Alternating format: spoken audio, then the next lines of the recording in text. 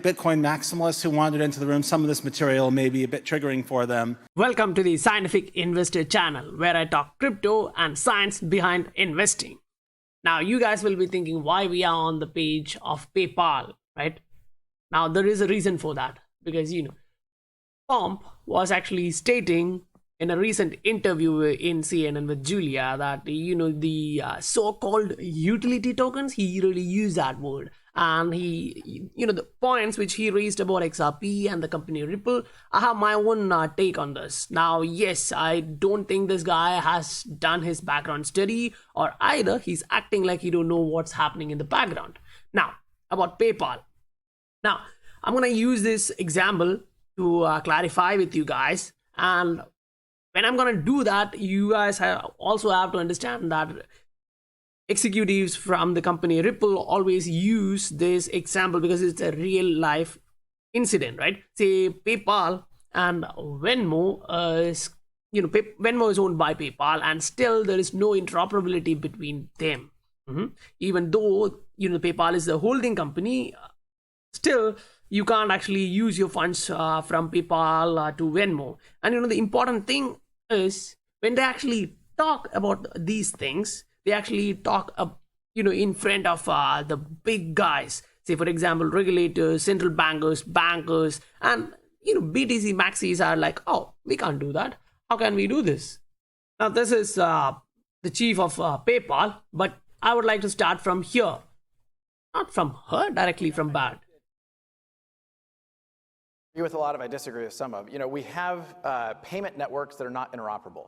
I jokingly, but it's actually serious, point out that if anybody here decided, hey, I want to take $10,000 from my account at Wells Fargo and move it to Barclays and have it in pound sterling, the fastest way to do that is to get on an airplane at SFO and fly it there.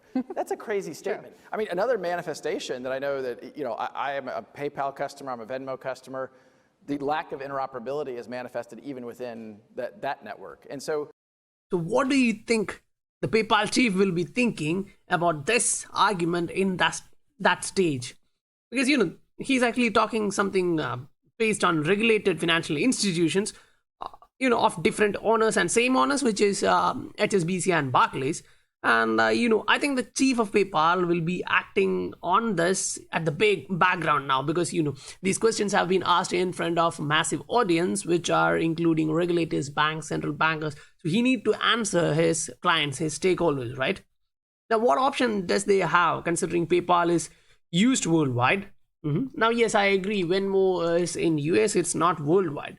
But the similar service which they offer outside US is this one, Zoom, a PayPal service. So you guys have to think, Zoom in their website is stating that you can't use PayPal balance to pay for Zoom transaction at this time.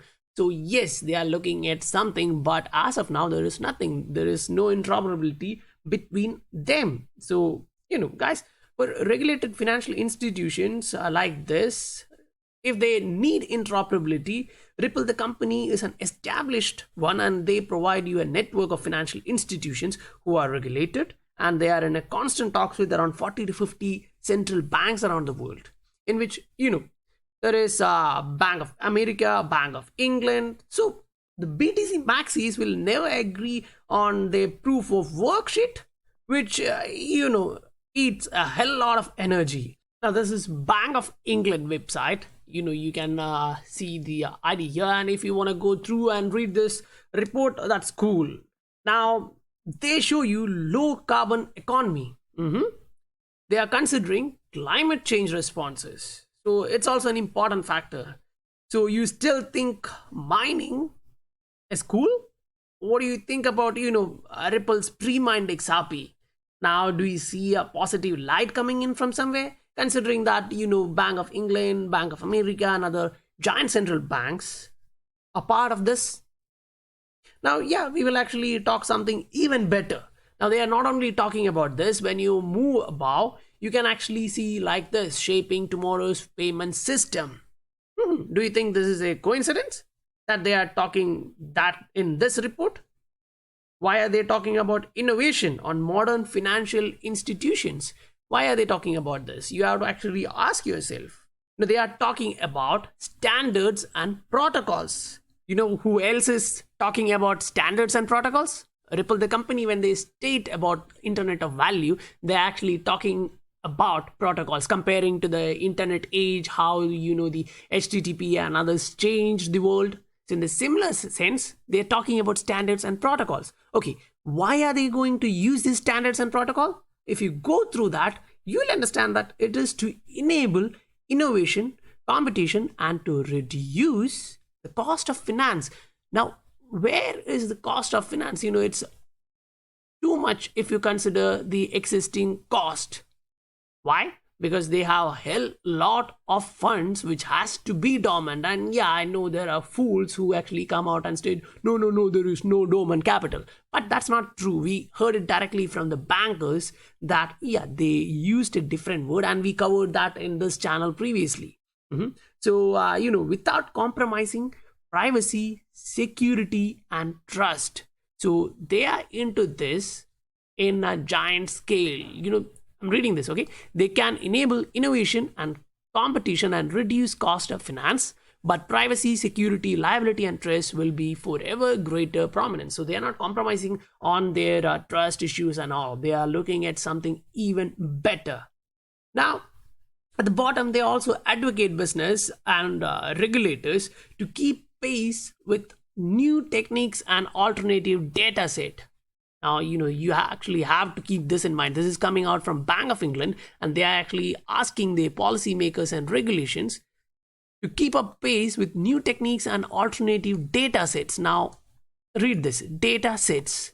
Most of them, they are not looking at blockchain or Ripple ledger as a ledger. Yeah, they are looking at it as a ledger, but not as a traditional one, right? It's a new type of data set. So they are calling it alternative data sets. Now, guys, it's written on the wall, but do you have to read it? Yeah, you have to read it, right? Otherwise, you won't understand it. Instead of just listening to the maxis from other communities, within the crypto community, but from other projects, you won't actually understand this. So it's better to read and understand more instead of listening to those guys. Now, if they really want to reduce the cost of finance, which they were talking in this payment system here, the giant cost is Nostro Vostro accounts. Now, McKinsey says that at the end of 2015, Nostro balances worldwide exceeded $27 trillion. Now, just think, $27 trillion. Yes, I agree. Banks and central banks or other companies won't put the entire reserve or for settlement asset, like a third party settlement asset. Instead, they may convert their fiat, this shit, into central bank digital currencies. But yes, they may also consider they need a bridge asset to communicate in between, right? So as of now, they're in talks with XRP. So if you actually think about that, even if they are putting 1% to 5% for a bridge asset in the process to reduce cost for the upcoming future, say 10-20 years, because there is only 100 billion of XRP and it burns when you conduct a transaction, and they are not conducting 1, 2, 3 transactions a day. It's in millions, guys. So you actually have to understand that. Now, I have zero doubt regarding XRP as my investment. Now, what do you think? Now, yes, I'm making my own perspectives and my own standpoint or viewpoint based on the documents and facts which I'm showing you guys. You guys actually have to reply to me like what you think. Now, with all these here, the other issue of BTC Maxis are like they're not having meetings with central bankers or the reputed institution, and they failed. They failed, but at the same time they're also filled with jealousy and ego. Now, look at this. This is the Ripple executive, right? He's with SAB. Now, HSBC has a stake on SAB, so they are not small banks in Saudi. They're not small. Now, keep in mind that Brad is talking with IMF Deputy General. Okay, that is cool. Then again, if you look, Brad is there with the regulators, IMF chief, and central bankers in a meeting. So why are they actually calling them if they don't see any value in this? Why were the IMF talking about the disruption of finance? If Ripple, the company, is only replacing Swift messaging mechanism, then IMF chief wouldn't be online stating that the new technology or the disruptors are really shaking the system. Because if they are just shaking the Swift, that doesn't matter for the banks, right? They're just replacing Swift with someone new. But as of now, it's not like that. They are using new technologies to reduce the cost of payment and finance. Say if they are implementing XRP Ledger, they reduce costs substantially. So, the competition is like banks. They can't stand out. If they want to gain a piece of this cake, they have to come in. Now, when I am pointing these things out, I actually want to point one thing more. They can't have this with their energy eating technology with the anti-government perspective. So they are, filled with that bloody ego. And yes, I actually wanted to show you guys something from this interview between Chef and Pompliano. But, in this one, completely, I'm with Pomp. Because most of the arguments made by Chef is not that logical. But at the same time, one or two is completely logical. Because that's not only made by the gold bug, but also by other industries. Even Ripple itself actually stated that. Okay, anyway, I'll let you guys listen to this. Eventually credit, etc. So if you think of gold as the layer one, how does it work, etc. The question is, who's going to build it? One of gold, right? On top of that, we then built the electronic financial system and eventually credit, etc. So if you think of gold as the layer one technology, right? Paper's layer 2, layer 3, all the way up. What we're seeing in the digital world is the exact same thing, but it's going to take a really long time. So Bitcoin itself today is just simply serving as a layer one technology. It's the equivalent of gold in that it doesn't need to be super scalable for transactions at coffee, etc. There will be these other layers that eventually get built on top of it.